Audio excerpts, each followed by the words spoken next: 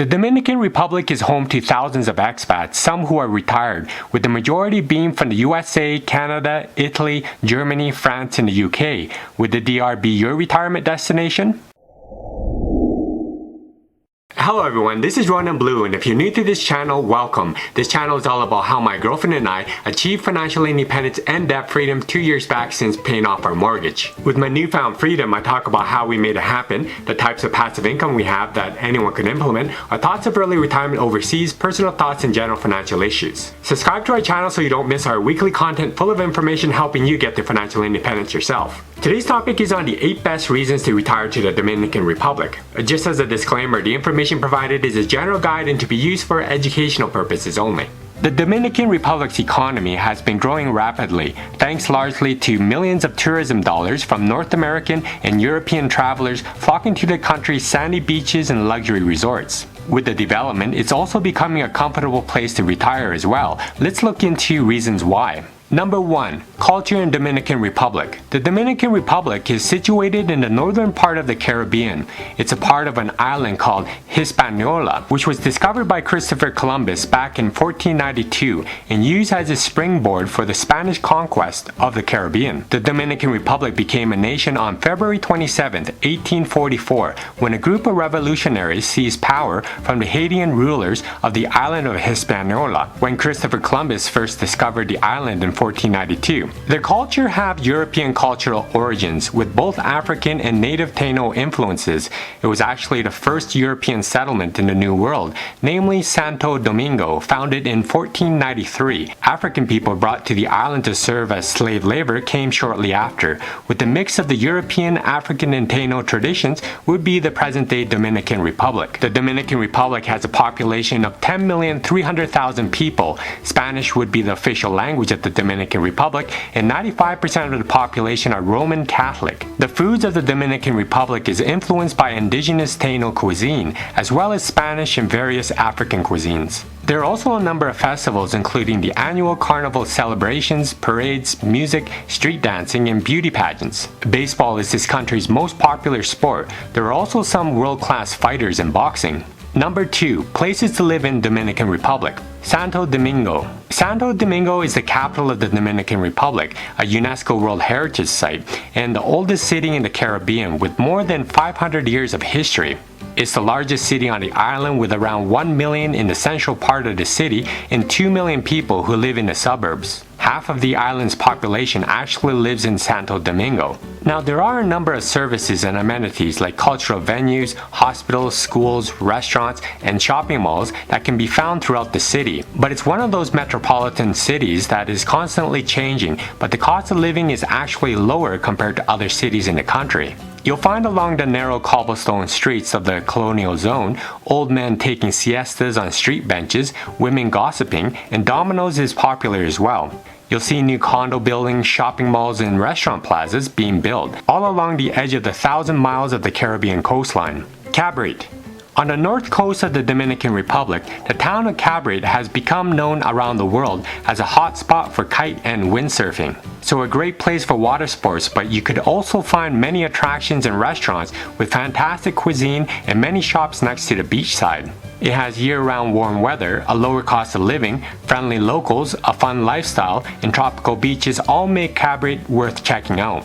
It's a laid-back and relaxed town, and you have a small-town vibe to it. The expat community is also very close, where everyone knows everybody else. There's also an active live music scene here as well, and the night market every Sunday evening at the beachfront restaurant brings locals and expats, artists, artisans, and food producers together to sell their wares. Las Terrenas. This is another beach town that offers a laid-back lifestyle. It has a slower-paced lifestyle, and it was founded back in 1970s by the Europeans who were looking for a gateway into the Caribbean. But today it's the home of residents from all over the world, including people from France, Germany, Italy, the United States, and Canada. It sits on the north coast of the Samana Peninsula, a strip of land pushing out into the Atlantic, and because of its positioning, it has some of the country's most beautiful beaches and spectacular countryside around it. You'll see coconut trees and white sand beaches with clear warm water. There are also many imports from Europe that are available and many international restaurants with renowned chefs who settle down there.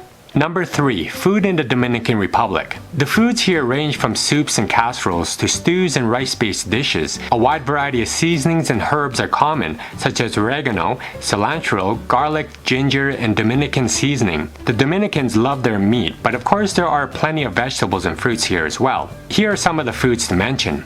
Sancocho. In this dish, they use 7 types of meat from 4 different animals like pork, chicken, and beef. It's then thickened with squash, carrots, plantains, and other cooked vegetables. It's usually only served during holidays and family gatherings. La Bandera. This is the most widely eaten dish in the Dominican Republic. This staple includes white rice, stewed beans, and cooked meat, usually chicken or beef. The rice needs to be cooked perfectly. It must have a crispy layer that gets slightly burnt or golden at the bottom of the pot. Dominican chimichurris. This is also known as the Dominican burger and is a street food staple that uses onions, tomatoes, shredded cabbage, and ground beef. It's then mixed with ketchup, mayonnaise, orange juice, and Worcestershire sauce. It turns into a creamy, tangy, and slightly sweet sauce that smothers over the beef patty. It's then combined with bell peppers, onions, garlic, salt, pepper, and more Worcestershire sauce. You'll find them being sold on the streets and in food trucks. Number 4. Things to do in the Dominican Republic. Zona Colonial. The Zona Colonial is the historic heart of the Santo Domingo in the Dominican Republic. It has some of the oldest colonial buildings in the Western Hemisphere, including the cathedral. They have been able to preserve and honor the old while also making room for the new. It's an old city with modern vibes, a place where you can walk over aged cobblestone steps. You'll feel the rich history through the shops, restaurants, and cafes, where many are housed in colonial-era buildings. It's also a neighborhood where families sit outside their homes enjoying the cool of the evening. Costa del Coco, also called the Coconut Coast, is 40 miles, 64 kilometers of uninterrupted beaches that sweep up the southwestern tip of the country. You'll have so much space and privacy that you'll feel like you're on a desert planet. La Isabela Bay. This sits among some of the country's most rugged countryside, bordering the beaches, and it's the site of the first permanent colonial settlements in the Americas. There are white beaches that looks much like they did back in 1493 when Christopher Columbus decided to establish a town on this spot, named in the honor of the Spanish Queen. There are adventurous treks through the remote terrain as well to see how the people of that day were living. Number 5. Cost of living in Dominican Republic. Many visitors are now beyond just visiting and are choosing to settle in the Dominican Republic from the US, Canada, and Europe. There are many expats, digital nomads, families, and retirees living in cities throughout the country. It could be said that DR may be the cheapest island to live in the Caribbean. As far as cost of living, a typical retired couple can live well on $2,500 a month, but it's possible to live with less. But everyone's cost of living does vary, so $24,000 a year is possible as well. You'll find plenty of cheap fruits and vegetables at the local markets, but for imported items or boxed foods, you'll pay about the same as the US, although sometimes slightly more or slightly less, depending on the specific product. Grocery stores with markets with locally produced food are the best options for inexpensive shopping in the DR. Basic foods including potatoes, chicken, eggs, beans, and rice are commonly used in the Dominican Republic cuisine and can be purchased at budget-friendly prices all across the country. Eating out is about the same as in the US, but here are the averages. A meal at an inexpensive restaurant would be $6.78, between $4.84 and $9.69. A meal for 2 people at a mid-range restaurant for a 3-course meal would be $38.75, between $25 and $48 USD. Renting a place, the biggest expense, is affordable. An apartment 1-bedroom in city center would be $409, between $238 and $774 USD per month. An apartment 1-bedroom outside the city center would be $220, between $116 and $339 USD per month.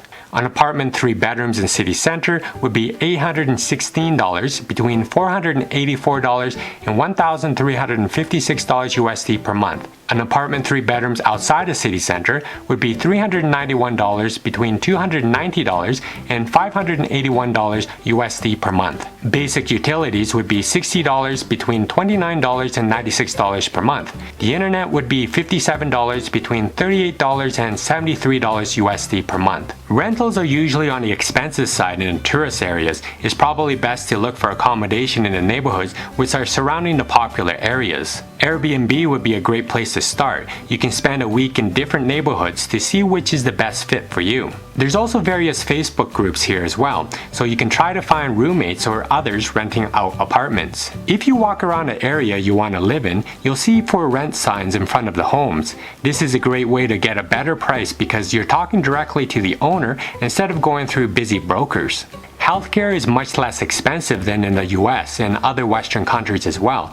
There are private clinics that offer high quality care in many of the tourist centers on the island. Although healthcare services and visits from the doctor are quite cheap here, most expats have health insurance while staying in the country. Number 6. Buy property in Dominican Republic. Thousands of people are escaping the cold of their countries to live in a tropical climate, and the Caribbean region has always been a popular place to do it. Recently, the Caribbean nations are constantly appearing in international ratings of the best places to retire and buy real estate. The Dominican Republic is always noted among the first ones. There are no restrictions on foreign ownership of property in Dominican Republic. Foreigners are allowed to purchase property in the Dominican Republic with the same rights and obligations as a Dominican citizen. But before you buy any property, you have to visit the country first. Many fall for the photos being listed and regret it later. You can find one-bedroom condos furnished in a beachfront gated community with common pool and 24-hour security listed at $130,000. Another condo, 2 bedrooms that is walking distance to the beach, is also available for $88,250 with a community pool. For a villa, prices are higher but still within reach. A 3-bedroom home a short walk to the beach with private pool and a half-acre of land is on the market for $225,000. A well-experienced and professional realtor can save you a lot of time and search for your ideal Dominican home. Unlike the US or Canada, in the Dominican Republic, it's normally one real estate agent that manages the purchase process of buying and selling. But it's possible to do without a real estate agent and search for properties on the internet because most real estate developments list their villas and condos online. But it's highly recommended that you get professional advice of good lawyers. You can find many English-speaking lawyers here. There are also a lot of Facebook groups that can provide necessary support and advice in terms of buying real estate in the Dominican Republic. Foreign property investment is also encouraged by incentives, like foreign buyers receiving a 50% exemption from property tax. You also get exemption from taxes on dividends and interest income generated within the country or overseas. So you can even buy the property and rent it out most of the year using property management companies. The rental market is usually excellent, especially during the high season. Number 7. Healthcare in Dominican Republic. In terms of medical services, the Dominican Republic is not far behind other developed countries and even offers far better services than other Caribbean nations in some areas. General practitioners and family doctors are very rare in the Dominican Republic, however. But the Dominican Republic healthcare services are super affordable, but the standard can be poor in some areas. Although healthcare in the Dominican Republic is improving, dental services are also considered as very good value with good service at reasonable prices.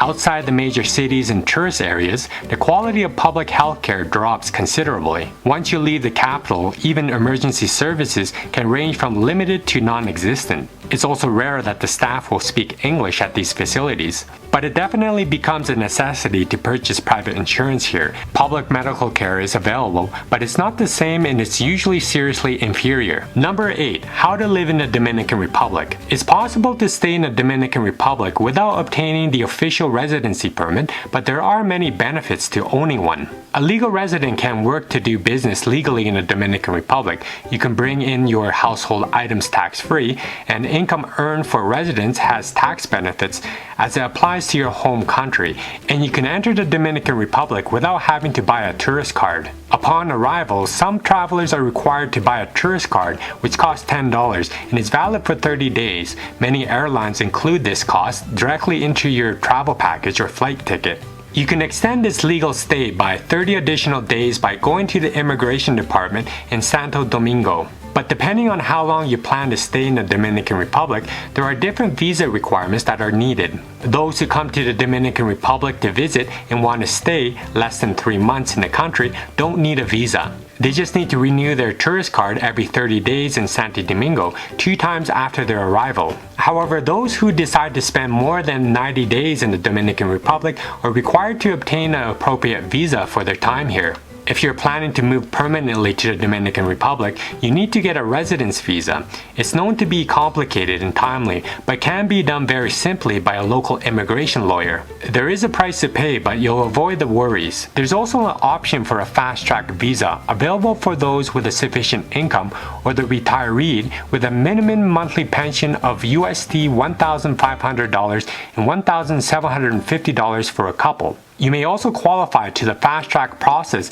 if you make a $200,000 investment into the Dominican Republic by purchasing a real estate property. But there are numerous tourists who decide to stay longer than they initially thought, or also expats currently living in the Dominican Republic who have not applied for residency. However, it is mandatory. The country has been making efforts to regulate the issue of those living here illegally, but those people are fine with paying a fine for their overstay. Staying for a month to 3 months will cost you approximately $50, while staying for 1 year can be around $100. Not considered advice, however. But there are tourist visas and business visas as well. Both you'll need to get before you leave your country. After you live in Dominican Republic for 5 years as a temporary resident, you can then apply to change your status to permanent. So as a bonus section, let's talk about some of the pros and cons for the Dominican Republic. When you think of the Dominican Republic, you may associate it with being relatively unsafe countries in the region, like Jamaica, Venezuela, or Colombia. Even though the DR is safer than those countries, the threat of crimes remains high. So make sure to be aware of the most common crimes. The most common crime in the DR is drive-by robbery, and criminality is shifting from firearm violence to robbery and theft. Dominican Republic is in the top 20 countries with the highest murder rate worldwide, but violent crime mostly affects poor areas of the country. Most of the criminal activities take the form of thefts at ATM machines,